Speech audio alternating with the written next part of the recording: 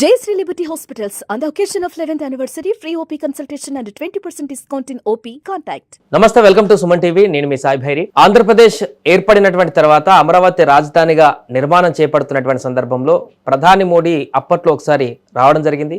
మరలా రెండోసారి ఇప్పుడు పునర్నిర్మాణంలో భాగంగా రాబోతున్నారు. ఈసారి కూడా మట్టి నీళ్ళ ఇస్తారా, ఇంకేమైనా ప్రత్యేకమైనటువంటి పరిస్థితులను క్రియేట్ చేస్తారా? డేట్ ఫిక్స్ అయిపోయింది ఆంధ్రప్రదేశ్ రావడానికి.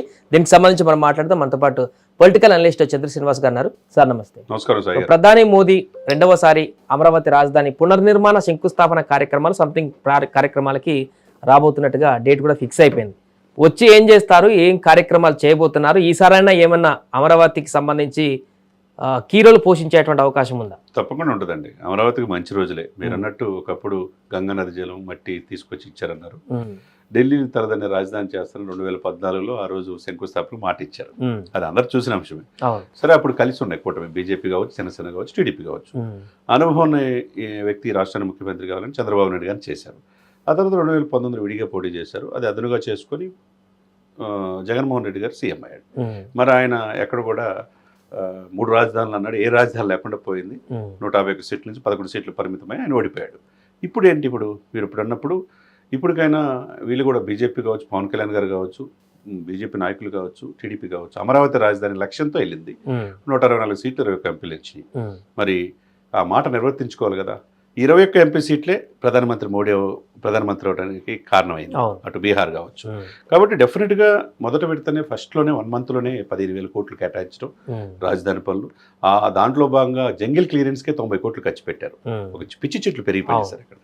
కాబట్టి సిఆర్డీ ఆఫీస్ కావచ్చు, ఇప్పుడు సెక్రటరియట్ కావచ్చు, అసెంబ్లీ కావచ్చు, టెండర్లు కూడా ఆహ్వానించారు. ఇకపోతే ఇప్పుడున్న 33,000 ఎకరాలు 26 గ్రామాల నుంచితో పాటుగా ఇంకో 43,000 ఎకరాలు ఇంటర్నేషనల్ ఎయిర్పోర్టు ఇవి కూడా కావాలని కోరుకుంటారు. అంటే ప్రజలు ఇస్తే బలవంతంగా తీసుకోవటం కాదు. సరే, ఇంత అభివృద్ధి ఒకవైపు ఏమో పోలవరం ఆంధ్ర జీవనాడి 15,000 కోట్లు కేటాయించి 2027 పూర్తి కావాలంటున్నారు. రాజధాని కూడా పూర్తి అవుతుందంటారు. ఒక ఆశ అనేది చిగురిస్తుంది. ఇప్పుడు సెంట్రల్లో కూడా ఏంటంటే దక్షిణ భారతదేశంలోనే ఆంధ్రప్రదేశ్, తెలంగాణని ప్రత్యేక దృష్టితో చూస్తున్నారు. మరి ఇక్కడ ఏం కావాలని ఇచ్చేయడానికి రెడీగా ఉన్నారు. దాంట్లో భాగంగా 2,08,000 కోట్లు గతంలో మనం విశాఖపట్నం వచ్చినప్పుడు మోదీ గారు చేసినవి మనం చూసాం. ఇప్పటివరకు బీజేపీ వాళ్ళు చెప్తున్న 5 లక్షల కోట్ల అభివృద్ధి పనులకు మేము ఇచ్చామంటున్నారు. టోటల్గా 8,000 కోట్ల అభివృద్ధి పనులు జరుగుతున్నాయి. ఇకపోతే రేపు మోదీ గారు వచ్చిన తర్వాత 1,00,000 కోట్ల అభివృద్ధి పనులకు ఒకేసారి శంకుస్థాపన, అంటే రాజధాని పునర్నిర్మాణం ఆ దిశగా, అంటే ఆగిపోయింది, ఎక్కడైతే ఆగిపోయిందో అక్కడి నుంచే స్టార్ట్ చేస్తారు. ఆ దిశగా ప్రపోజల్స్ కూడా వెళ్ళినాయి. యాక్చువల్గా 3వ వారం అనుకున్నారు. ఈ నెల అనుకోకుండా ఇక నెక్స్ట్ మంత్ 2nd అనేది ఫిక్స్ అయిపోయింది. పిఎంఓ ఆఫీస్ నుంచి మెసేజ్ వచ్చింది. దాదాపు అసెంబ్లీ వెనక అంటే 200 ఎకరాల విస్తీర్ణంలో పనులు శరవేగంగా జరుగుతున్నాయి.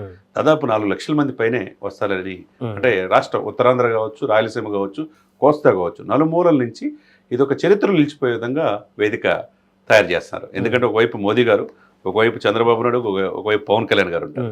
విజయోత్సవం కూడా ఇంతవరకు భారీగా చేయలే. అస్తవ్యస్తమైన వ్యవస్థ నుంచి, అప్పుల నుంచి, ఆ ఇది నుంచి బయటపడటానికి ప్రయత్నం ఈ కూటమి చేస్తుంది. 10 నెలలు పూర్తయింది. రేపు మే 2 ఎలా జరగబోతుంది, ఏమి వరాలు ఇస్తాడు, ఏమేమి సెంట్రల్ నుంచి నిధులు తీసుకొస్తాడనేది కోట్లాది మంది ఆంధ్రప్రదేశ్ ప్రజలు మోదీ గారు అప్పుడు 2016 కానీ 17 ఆ సమయంలో అమరావతి రాజధానిగా ప్రకటించిన తర్వాత శంకుస్థాపన అనే పేరుతో వచ్చినటువంటి ప్రధాని మోదీ మరలా ఇప్పుడు అదే శంకుస్థాపనను నిర్మాణానికి సంబంధించినటువంటి ఈ పనులు చేయడానికి కోసమే అభివృద్ధి పనులకు అని చెప్పేసి ఇస్తే అది యాక్సెప్టబుల్స్ ఉంటుందా, లేకుంటే ఇంకేమైనా ప్రారంభోత్సవాలు కూడా చేసే అవకాశం ఉందా? 10 సంవత్సరాలు ఏంది, ఏం ప్రారంభోత్సవాలు చేయకుండా మళ్ళీ శంకుస్థాపన అంటే ప్రజలు దాన్ని తీసుకునేటువంటి అవకాశం ఉందంట. అంటే 10 సంవత్సరాలు అంటే అక్కడ తాత్కాలిక రాజధాని అని, తాత్కాలిక భవనాలు అని చెప్పేసి ఆ మాట అన్నాడు ఆ రోజున చంద్రబాబు నాయుడు గారు. అలా అప్పుడు అనుకుండా ఉండాల్సింది. అయ్యే ఉపయోగించుకున్నారుగా. జగన్ గారు కూడా అదే అసెంబ్లీ, శాసన మండలి, శాసనసభ, సెక్రటరీ ఉపయోగించుకున్నాడు కదా. అంటే ఇంకా పర్మనెంట్గా చేద్దాం అనుకున్న సమయంలో సమయాభావం వల్ల కావచ్చు, ఏదైనా కావచ్చు, ప్రభుత్వ పట్ల ప్రజలు వ్యతిరేకత కావచ్చు, ఒక్కసారి నన్ను చూడండి కావచ్చు, జగన్మోహన్ రెడ్డి గారిని సీఎం చేస్తే ఆగిపోయింది. ఎక్కడ పనులు జరగల. ఇప్పుడు అప్పుడు సెంట్రల్ గవర్నమెంట్ చేయాల్సింది చేయలా. ఈయనేమో 22 మంది ఎంపీలు, 20 మంది ఎంపీలు ఇస్తే మెడలు ఉంచుతానన్నాడు. ఈయన ఉంచాడు తప్పితే ఈయన స్పెషల్ స్టేటస్ తల ఏమి తేలా. అంటే అక్కడ ఏంటి, 10 సంవత్సరాలు మీరు అన్నట్టు 2014 నుంచి 24 వరకు ఈ 10 years అమూల్యమైన టైం అంతా కూడా కిల్ అయిపోయింది.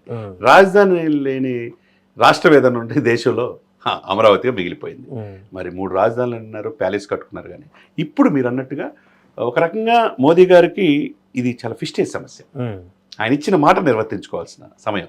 అవును. ఎందుకంటే రేపు దక్షిణ భారతదేశంలో 20 రాష్ట్రాల అధికారులు ఉన్న బీజేపీ అటు తమిళనాడు, కేరళ, ఆంధ్రప్రదేశ్, తెలంగాణ, వెస్ట్ బెంగాల్ వైపు చూస్తుంది. ఉమ్, కాబట్టి దక్షిణ భారతదేశం నుంచి ఒక ట్రబుల్ షూటర్గా పవన్ కళ్యాణ్ గారు కనపడుతున్నాడు. ఉమ్, మరి వీళ్ళు అడిగింది ఇవ్వాలి, వాగ్దానం నిర్వర్తించుకోవాల్సిన బాధ్యత బీజేపీకి ఉంది. అవును. డెఫినెట్గా అంతకుముందు ఏదైతే ఆయన శంకుస్థాపన చేశాడో ఆ పనులతో పాటు ఇంకొన్ని కొత్త ప్రాజెక్ట్స్ కూడా నిధులు కేటాయిస్తున్నాననే మాట ఆయన నోటి నుంచి డెఫినెట్గా వచ్చే అవకాశం స్పష్టంగా ఉంది. నిధులు పనులకి సంబంధించి కాకుండా ఇప్పటికే దేశంలో రెండో క్యాపిటల్ అనేటువంటి ఒక చర్చ కొనసాగుతున్న సందర్భంలో అది కూడా సౌత్ స్టేట్ నుంచే ఉంటుందేమో అనేటువంటి ఒక అంచనాలు ఉన్న నేపథ్యంలో అమరావతి వేదికగా దానికి రిలేటెడ్గా ఏమైనా వ్యాఖ్యలు చేసే అవకాశాన్ని చూడొచ్చా ప్రధాని మోడీ నుంచి?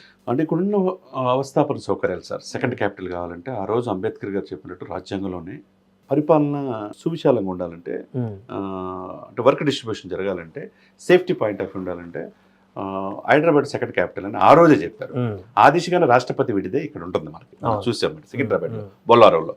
కాబట్టి ఇక్కడ హైదరాబాద్కు ఉన్న ఫెసిలిటీస్ కావచ్చు, రోడ్డు కనెక్టివిటీ కావచ్చు, ఇంటర్నేషనల్ ఎయిర్పోర్ట్స్ ఫెసిలిటీస్ కావచ్చు, ఇండస్ట్రీస్ కావచ్చు, ఎక్కువ స్కోప్ హైదరాబాద్కే సెకండ్ క్యాపిటల్గా ఉంది. కానీ ఉమ్, అమరావతికి ఇప్పుడు ఉండే అవకాశం లేదు. ఎందుకంటే రాజధాని పూర్తి కాల, ఉమ్, ఉన్న గ్రామాలని 26 గ్రామాల నుంచి 37 ఎకరాలు తీసుకుందే, ఇంకా బిల్డింగ్లు ఏమో పరిపూర్ణంగా లేవు, ఉమ్, రోడ్డు కనెక్టివిటీ లేవు, ఇంటర్నేషనల్ ఎయిర్పోర్ట్ కనెక్టివిటీ లేవు. Hmm. ఇవన్నీ లేనప్పుడు తీర ప్రాంతమే ఉంది గుజరాత్ తర్వాత. ఆ తీర ప్రాంతం కూడా గతంలో 10 సంవత్సరాల నుంచి ఎవరు ఉపయోగించుకోలేకపోయారు. ఉమ్, టూరిజం అంతగా లేదు. కాబట్టి Hyderabad fastest growing city in the world um, 2030 నాటికి హైదరాబాద్. కాబట్టి హైదరాబాద్ని హ్యూజ్ ల్యాండ్ బ్యాంక్ ఉంది. సెకండ్ క్యాపిటల్ అవ్వడానికి హైదరాబాద్కి, తెలుగు రాష్ట్రమైన దక్షిణ భారతదేశంలో హైదరాబాద్కి అవకాశం ఉంటుంది అనమాట. ఉమ్, కాబట్టి అమరావతి ఉండే అవకాశం ప్రస్తుతానికి మాత్రం లేదు. ఎందుకంటే కావాలి అంటే ఒక సెకండ్ క్యాపిటల్ చేయాలంటే సఫిషియెంట్గా అన్నీ చూసుకుంటారు అనమాట ఆ పారామీటర్స్. ఉమ్. సో అలాగే ఆంధ్రప్రదేశ్ పక్కనే తమిళనాడు ఉంది కాబట్టి ఈ పర్యటనలో ఈ మధ్యలో వివాదంగా మారినటువంటి అంశం భాషా ప్రయుక్తకు సంబంధించిన అంశం కానీ ఇప్పుడు తాజాగా స్వయం ప్రతిపత్తికి సంబంధించి ఒక కమిటీని కూడా వేయడం జరిగింది తమిళనాడు ప్రభుత్వం. దానికి సంబంధించి రిలేటెడ్ కూడా ఏమైనా వ్యాఖ్యలు చేసే అవకాశం ఉందా ప్రధాని మోదీ ఆంధ్రప్రదేశ్ పర్యటనలో? తప్పకుండా అండి. ఎందుకంటే మోదీ గారు ఈ దేశ సంపద ఉమ్, ప్రపంచం అంతా మోదీ గారు వైపు చూస్తుంది. 3వసారి ప్రధానమంత్రి అయ్యాడు. మరి దక్షిణ భారతదేశంలో కూడా రేపు అధికారులు రావాలని, ఇప్పుడు రేపు జమిలీ ఎలక్షన్స్ కావచ్చు, ఉమ్, ఎంపీ సీట్లు పెరగటం కావచ్చు, ఇవన్నీ కూడా చూస్తున్నారు ప్రత్యేకంగా. కాబట్టి పక్కనే ఉన్న రాష్ట్రం తమిళనాడులో ఈ భాష అనే పాయింట్లో, హిందీ బలవంతంగా రుతున్నారే పాయింట్లో ఆయన చివరికి గవర్నర్ యొక్క సంతకం పెట్టకపోయినా కానీ ఎగనెస్ట్గా ఆర్డినెన్స్ తీసుకొచ్చి 9 ఆర్డినెన్స్ తీసుకున్నాడు. ఉమ్, అంటే ఒక రకంగా మోదీ గారిని డైరెక్ట్గా వ్యతిరేకిస్తుంది ఆడ బీజేపీ. అదే సమయంలో అన్నా డిఎంకేతో పొత్తుతో ముందుకెళ్తున్నారు. ఉమ్, పవన్ కళ్యాణ్ గారు ఎలక్షన్ ప్రచారానికి వెళ్తున్నారని చెప్పి చెప్తున్నారు. ఏదేమైనా ఇవన్నీ కూడా చూస్తుంటే కనుక తప్పకుండా పక్కనున్న మొన్న కూడా ఇప్పుడు సెంట్రల్ యూనివర్సిటీలో అడవులనే ధ్వంసం చేస్తున్నారని చెప్పి అన్నాడు మీటింగ్లో ఉమ్, ఇక్కడ రేవంత్ రెడ్డి గారి మీద. మరి అదే సమయంలో భాషని రెచ్చగొట్టి పక్కన రాష్ట్రాల మధ్య విభేదాలు సృష్టిస్తున్నారు కొంతమంది అనే అవకాశాలు కూడా తమిళనాడు పట్ల ఉన్నది రేపు అమరావతి వచ్చినప్పుడు. ఏదైనా కానీ దక్షిణ భారతదేశంపై బీజేపీ ప్రత్యేకమైన కన్ను వేసింది. ఆ దిశగా ఈ రాష్ట్రాలు అభివృద్ధి కోసం, బీజేపీని ఎదుగుదల కోసం ఈ రాష్ట్రాల్లో వాళ్ళ ప్రయత్నాలు వాళ్ళు చేస్తారు. Right sir. ఇది ప్రస్తుతం ప్రధాని నరేంద్ర మోదీ ఆంధ్రప్రదేశ్ పర్యటన ఖరారైపోయింది. మే 2వ తారీఖున అమరావతి వేదికగా భారీ బహిరంగ సభలో ఆయన ప్రసంగించనున్నారు. అంతేకాకుండా కొన్ని కార్యక్రమాలకు కూడా ప్రారంభోత్సవాలు, శంకుస్థాపనలు కూడా చేసేటువంటి ప్రణాళిక దీంట్లో ఉన్నట్టు తెలుస్తుంది. ఈ సభా వేదికగా ఆంధ్రప్రదేశ్కి ఎలాంటి వరాల జల్లు కురిపిస్తాడనేది ఆసక్తికరంగా చూస్తున్నారు ఆంధ్రప్రదేశ్ ప్రజలు.